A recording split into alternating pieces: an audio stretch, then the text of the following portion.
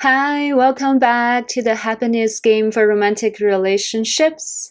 I'm Yi Zhao Martins, licensed marriage and family therapist, couples therapist. Let's continue with our conversation on energies in romantic relationships. Today, we're going to take a look at interpersonal energetic bodies.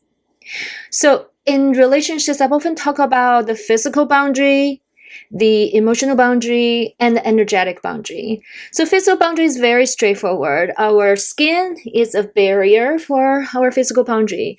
And that in romantic relationships often comes to touch, physically being adjacent and distant, touch, sexual touch, non-sexual touch, sexual experiences, and more. And consent is a big thing for the physical boundary.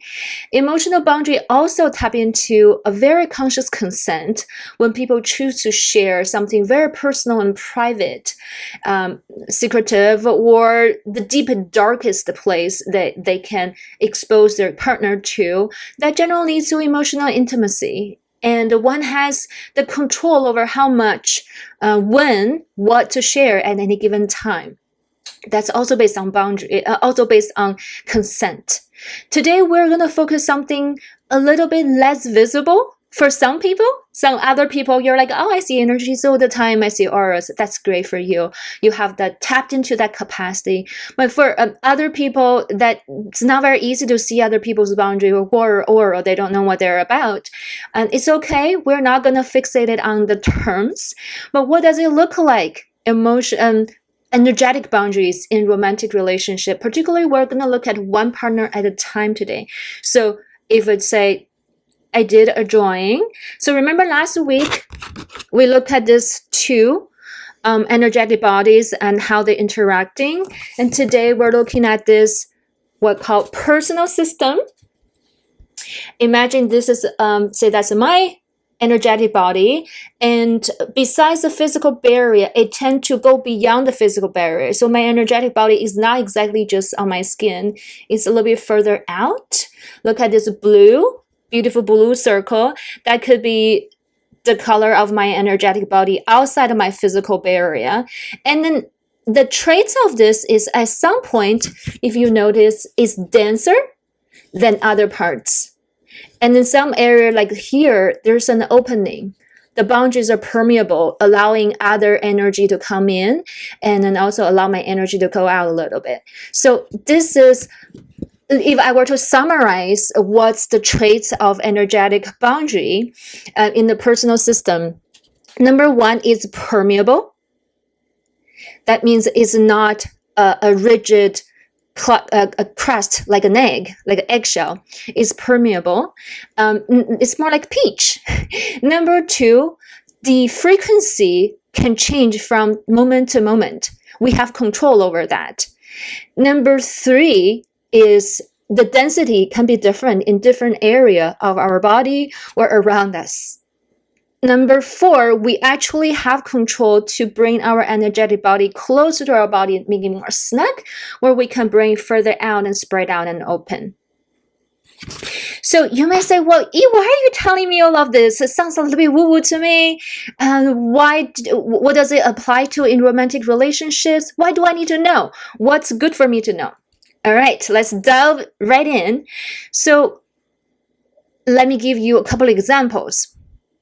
The first one is permeability of our energetic boundary that show up in relationships. Sometimes you can make yourself more open and curious. I often say that in couple therapy, when a partner says something, I ask the other person, are you curious to find out what's happening with them or what's that about?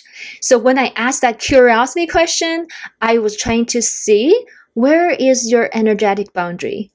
Are you willing to open up? Say if you have pores in your skin, are you willing to open up your pore and let your energetic boundary expand a little bit so it gets a little bit thinner, and with more permeability, you allow other information coming from your partner to come in, including energy, besides thoughts and feelings and words energy? Are you open energetically to receive your partner? Are you all open to be influenced by your partner? That's the permeability of energetic boundary.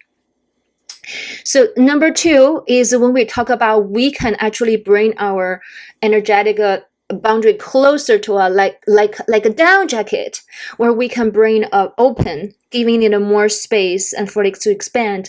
Imagine you're in nature. Say you go on a hike, say Mount Diablo, and the air is so fresh and the sun's out, it's beautiful like now outside in Berkeley, and you feel you can so decompress and relax. You let your energetic boundary to go further out, so you have a bigger circle around your energy, but it's thinner. You're more open to receive oxygens and all the good energy from nature. So, and you can also bring yourself closer. Say if you walk downtown San Francisco and Civic Center, for example, Tenderloin, and you naturally, energetically, you're kind of bringing your body and your energetic body closer to you to make it thicker, to protect you in some way. It's not as permeable. If there are other people's energies really out there yelling, being a bit erratic, and you feel uncomfortable, you're closing your energetic boundary to protect you, to make you feel safer.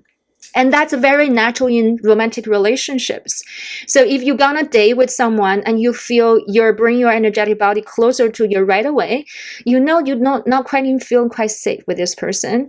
Where versus you're being with your partner, you have been working together for quite a while, you know each other, you feel safe, you have tested many times that they're there to receive you as a person for who you are. You might be more relaxed, your energetic boundary, and you bring further away from you, so you're more receptive. So the third one is our frequency changes. So when our frequency, let me give an example from inner child work. So sometimes two partners get stuck in a roadblock, and then they both being in their child part. One person said, well, why don't you meet my needs? The other person, you didn't meet my needs, so I'm now meeting your needs, right? You can see there are two child part are fighting and competing for needs to be met. If one partner decide, I'm going to elevate myself, I'm going to you can call it increase the vibration of your frequency. You're going to a higher place. You're like, I'm going to be an adult. I see that I have needs not met. They have needs not met. I decide I'm going to step and meet their needs first. I'm going to either say that comforting words or give a hand to them, extend my hand to show them I'm open physically, that I step up, grow up into a higher frequency in a more adult state to talk to my partner. And that generally release a roadblock, and they will shift their dynamic, right? So that's the frequency. You can change your frequency. The other one is what we call, it's the density is different around your energetic body. Here I'm going to give you some Chinese concepts. I grew up when my father was a Chinese and Western doctor, so I grew up with a lot of knowledge and experience and practice of traditional Chinese medicine. And I have this is from my favorite massage parlor. They just gave it to me when I go in China. So in the morning, I will tap my meridians. I'm tapping my lung meridian right now. So if I feel a little bit congested in the morning, I will tap the meridians, both sides. This is what I'm teaching you. Is nothing special. Like any Chinese older lady or grandpa in the retirement community know this. They get up in the morning, first thing they tap their meridians. Why? In Chinese, we call it 通则不痛，痛则不通。That sounds very funny, right? Like a tongue twister.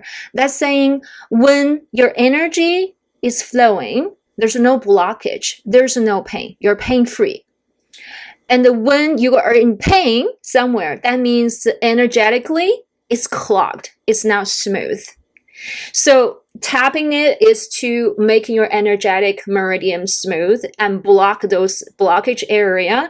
And that's what I say when there's density. Some areas is more dense to the point that it gets rigid, that it restrains your tissue. The energy is not flowing there. Then there's pain. And showing up in a relationship is what we call a roadblock. Imagine you have an area in your energetic body that's so rigid and dense and tight. It's like a black hole. It sucks in all the good vibration and nothing comes out. There's no energy exchange. And your partner has one as well. And they happen to meet what we call a roadblock. You're in the black hole. It's unknown. It's darkness. There's no light and there's no energetic exchange, and it's not flowing anymore. It's painful. It's more painful than any physical pain, and it generates physical pain as well if you've been stuck in this roadblock for years and decades without getting smooth. Right? The energy doesn't flow between the two of you. It doesn't nurture you, each of you in the relationship. It causes a lot of pain, physically and emotionally. So this is when you can change the density of your blockage energetically, either by yourself, you go through individual therapy, you go to, I don't know, body work, massage, whatever that works for you to clear up the energetic blockage. That's one way. If you clean that out, your partner's little black hole cannot hook onto yours anymore. There's no roadblock anymore. So the dynamic change. So that's one way of doing it. Another way is go to couple therapy. You being identify your roadblock and you release that roadblock. The therapist will work with both each of you and at the same time, different methodology. But in some way, I'm doing energy work. I know there's a lot of modality that I can use.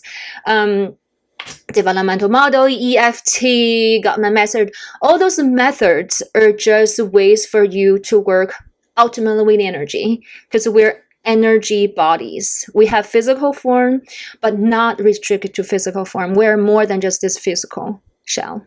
Okay, so this, how does it sound? This might sound a little bit different from what I'm talking about. Yes, I am a trained couples therapist. I'm a trained somatic psychotherapist, and I have a law degree. I'm very intellectual. I'm in nature research based.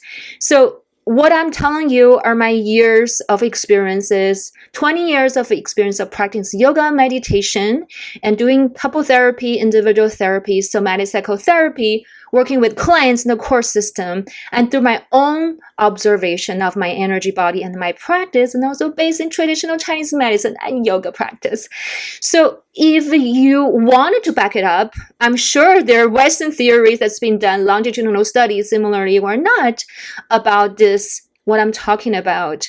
I never studied quantum physics, but I'm not surprised if there are some resonance there. Before quantum physics are developed, discovered, we have thousands of years of practice in China, traditional Chinese medicine, meditation, all kind of modality to self-observing, to notice to know ourselves, our body, our physical forms, and our energetic forms, and the relationship dynamic among people. So I'm looking forward to explore with you further next week and get into nitty-gritty and even more details and give you some somatic practices to observe and watch and to undone the roadblocks in your romantic relationship in the realm of energy. See you next week. Bye.